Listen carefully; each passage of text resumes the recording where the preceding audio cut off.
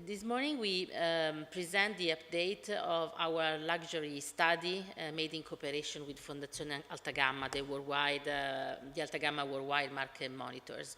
That monitors the sales of more than 250 brands worldwide, through which we reconcile the sales figures at geography level and product category level. The first message that we would like to give is that 2012 really closed in line with what we projected in last October when we presented the long study, plus 10%. So 3 years in a row of double-digit growth for the personal luxury goods market that is now over 200 billion euro ceiling, so 212 billion euro. No major surprises during the holiday season that fell in line with the third quarter of 2012. We had hope in a stronger growth during the holiday season, but we had a sort of effect from the Black Friday that impacted the entire season, in particular in the US. Strong growth of the online sales during the holiday season across geographies. Again, no major surprises in the growth by geographical area. Asia has been the growth engine in 2012, like in the last few years, while Japan was still struggling and US was instead posting a very interesting growth. In Europe, the growth has been fueled mainly by touristic flows that have been very strong in 2012, in particular fueled by Chinese tourists discovering Europe and wanted to access to a better shopping experience in the European stores. The first quarter of 2003 presents a slowdown of the growth in two dimensions. The first one is the real growth that slowed down from a 5% to 1-2%.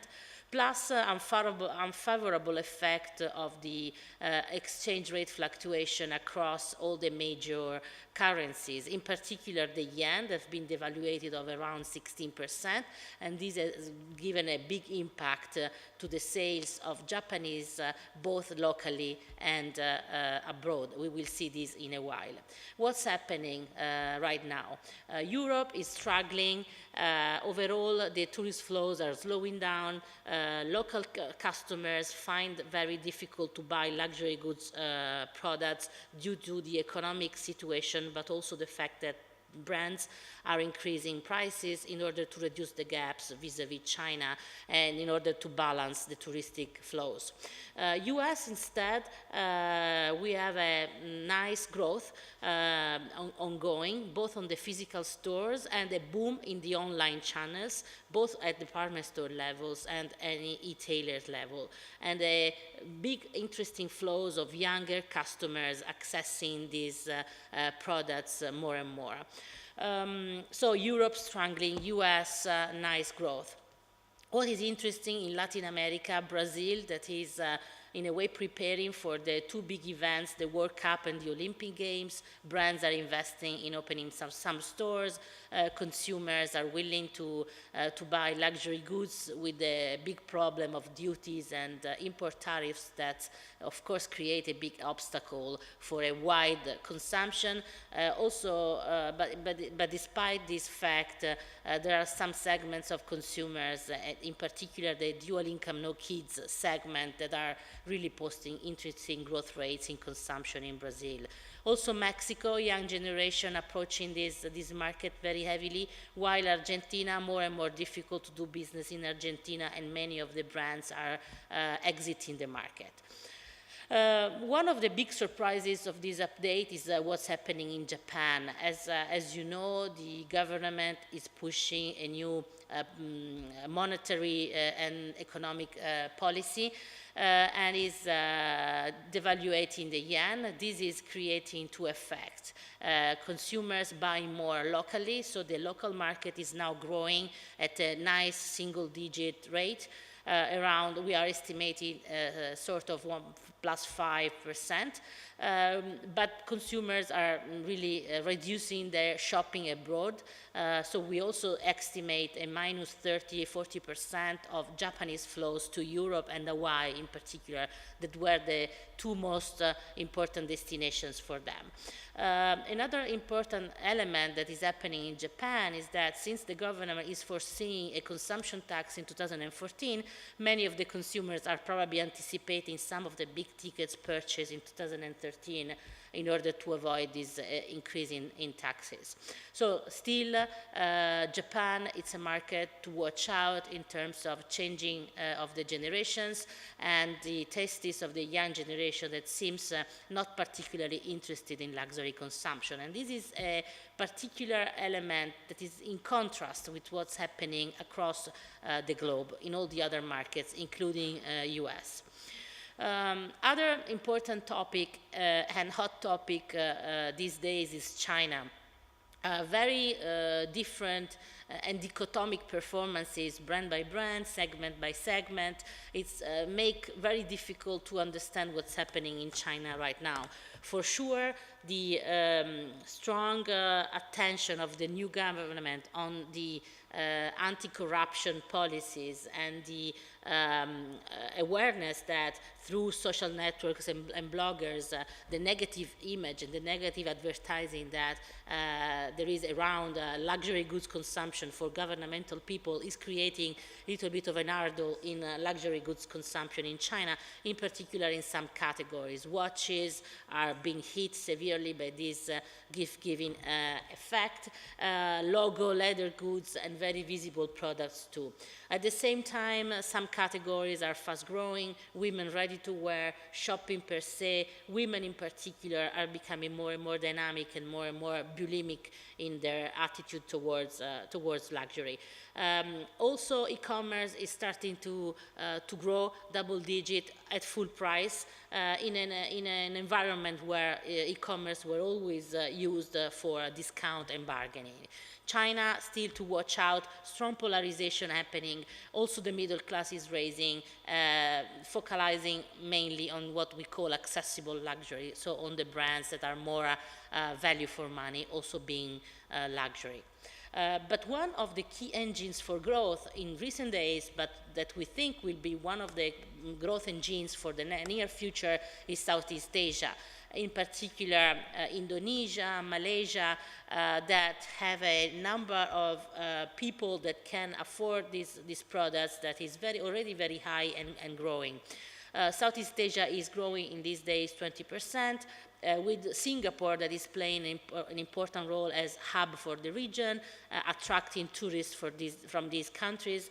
And right now, probably Singapore has, in terms of number of store and retail footage, probably is even too invested too much in luxury retail footage, but is preparing for these big flows from these countries. Southeast Asia, for sure, a place to watch. Another region where is always growing steadily is Middle East. We want just to give you a few figures. The United Arab Emirates still represents the bulk of the luxury sales there, and Dubai representing 50% of the sales of the overall region. And inside Dubai, one mall, the Dubai Mall, represents more than 30% of the luxury sales. So big concentration, location is key. Getting the right spot in a couple of malls is the key to succeed in here. For 2003, we didn't change our forecast for the year. Probably we will be more on the low end of this range, 4 to 5%. With Europe struggling, we don't see any signals of recovery for 2013. USA growing nicely with, as said, new impulse from young generations and from new ethnical groups. Like Asian American, African American, and Latin Americans. Japan, for the first time in 6-7 years, we forecast a nice single-digit growth. But this is in this is also eliminating some of the growth in Europe due to tourists. Asia Pacific 7-9%, excluding mainland China. Mainland China, similar growth in local currency to last year, around 7 to 8%. On the long run, our understanding on the fundamentals of this market remains super strong. There are still many clusters of consumers from a geographical standpoint and from a demographic standpoint that are approaching this market and that can fuel the growth on a long-term basis. Asia, for sure, as said, Asia Pacific to watch out. Touristic flows will be a key driver for luxury consumption in Europe, not only from Asia, but also from Africa and Australia. And some other location will become key for luxury consumption. Just to mention Australia, that is the new touristic destination for Chinese in these recent days. Accessories, shoes, and art luxury will be the categories still that will grow more than ready-to-wear. We expect big impulse to the market from the digital revolution, and players that will embrace an omni-channel approach will be the ones that can for sure have a competitive advantage going forward. New generation, Y and Z, approaching this market. Watch out on which are their tastes and which are the values that these consumers want to expect from luxury goods. High spending consumer segment, in particular right now, always the dual income, no kids, but just to mention this new acronym, ENRIS, that means high earning, not rich yet, that are people that earn a lot, they are in their early stage of their lifestyle growing phase, and that are working women and men that usually, again, are also dinks that spend a lot and are probably 10 times more than the high net worth individuals that are the core consumers for luxury goods. As said, the key topic in the luxury goods agenda, in the luxury goods agenda of the luxury players should be the generational shift going forward. Big attention on how the new consumers will behave vis-a-vis luxury consumption. And again, e-commerce, omni-channel approach, digital technology, all these will open new ways of communicating and creating a relationship with these consumers going forward. In a nutshell, there is a big potential here. We are always very positive on the potential of this market, but without probably, the cost of doing business and the capabilities for doing business are improving, and there is the need for a superior, for delivering a superior customer experience for consumers. So no need, product is not enough anymore or was not already enough, but you need really to create a community around the brand to push loyalty and promotership. At the same time, retail is the key driver for growth, but probably across the globe there are too many square meters already built for luxury destinations. So if we can imagine a growth of the e-commerce at double-digit for the next years, a change in the generations, probably also a maintenance of the retail networks will be needed, and also to convert many of these stores in showrooms where to really display the best in terms of service and product range. People will be the key at all levels going forward in these companies. Talent management, in particular frontline engagement in the stores, and China in this moment is playing an important role, and having an organization that puts consumers at the center of the key processes will be key for success going forward.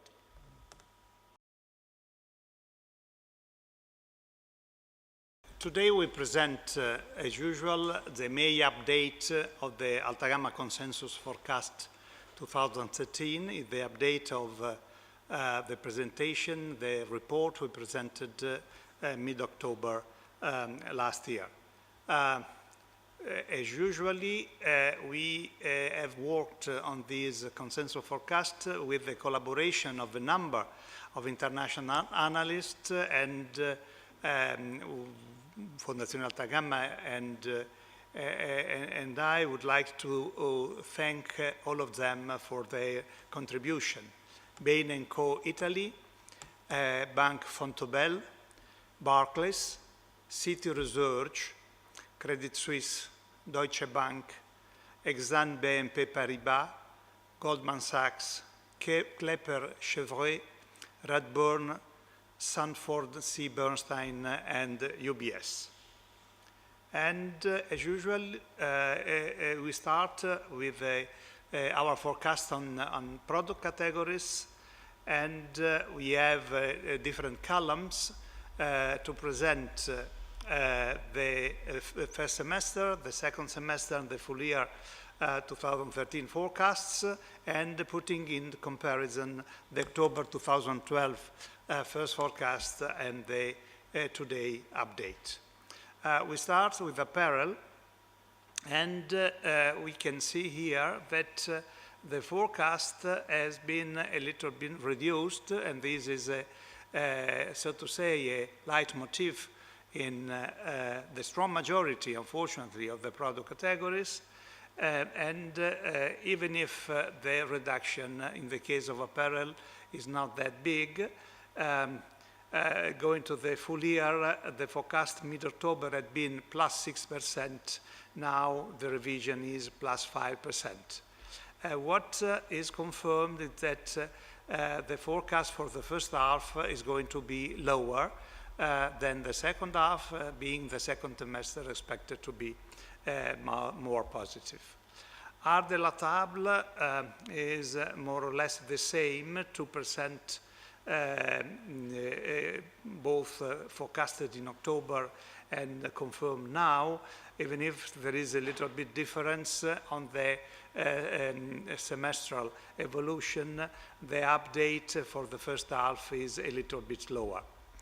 As for jewelry and watches that are part of the hard luxury sector, together with pens and lighters, we have a second case of a reduction of the forecast now compared to the forecast of last October, 7% versus 8%, plus 7% versus plus 8%. And also in this case, we can see that the first semester is forecasted to grow much less than the second one. Leather accessories, shoes, also in this case there is a reduction, and we probably can anticipate that is going to be the main effects of the slowdown of the consumption in mainland China and also of Chinese people outside China. But anyway, the update for the full year is now 7% versus plus 10% that was the mid-October one. And also in this case, we can see that the first half is forecasted to perform much lower than the second half of the year. Last product categories, perfumes and cosmetics, vice versa. In this case, the update is more positive than plus 5% versus plus 4% of the last October forecast, and also in this case, but this is structural for the sector, the second half, the second semester is going to be more effective than the first one. So to recap, all sectors are forecasted to grow over the full 2013 here, even with a lower growth ratio than forecasted in October 2012, and of course much lower than the growth of the year 2012 versus 2011 that you remember was forecasted plus 10%. Except for fragrances and cosmetics, all sectors will grow less than forecasted last October. And finally, leather goods and shoes and accessories and jewelry and watches are still the sector with the highest growth ratio. Going to the market, Europe is Also in this case, we have to register a small reduction, plus 4% in this update versus plus 4.5% of the October presentation. This is mainly due to the fact that European local consumption has not recovered yet. The consumption in Europe is still driven by the tourists. The Chinese tourists are increasing in number. The Russian ones are stable. And on the other hand, vice versa, the Japanese tourists are reducing as an effect of the Abenomics, the new monetary policy of the Japanese government. In the case of North America, a very good surprise. We have the May update registered plus 7% versus plus 6% of mid-October, and also in this case we have a second half which is in line, whereas the first half is a little bit lower. So the US is expected to outperform the very positive performance of the full year 2012. Latin America, plus 11%. Also in this case, we have an increase versus the October forecast. It was forecasted plus 10%. In the case of Japan, is also, we have also a quite interesting positive increase, plus 5% in the May update versus the plus 2% on last mid-October. And as anticipated, is an effect of the new government policy that is mainly boosting the local consumption with some, unfortunately, negative effects on the spending outside Japan. Asia, unfortunately, is the country that is forecasted with the highest reduction, plus 10%, versus plus 17% mid-October forecast, and this is mainly due to the what's happening in People's Republic of China, the anti-corruption, anti-gifting, one soup, three meals policy of the new president and of new president wife as active character in the propaganda is having a quite immediate negative impact on the consumption. And the Middle East is confirmed to grow about 9%, and finally the rest of the world is confirmed to grow about 9%. To recap, all markets are forecasted to grow steadily, even Europe. Latin America is the market with the highest growth ratio forecast, if it's a very small market, but also North America and Japan should grow in the current year more than expected last October. Asia is forecasted to grow, but unfortunately is a far lower ratio than expected in October 2012. As for the EBITDA, in October we have forecasted plus 7% over the 2012. Now our Altagamma Consensus forecast is a little bit more positive, plus 9%, even if the competition is becoming harder and harder. Margins are now forecasted to grow a little bit more than last year. Thank you.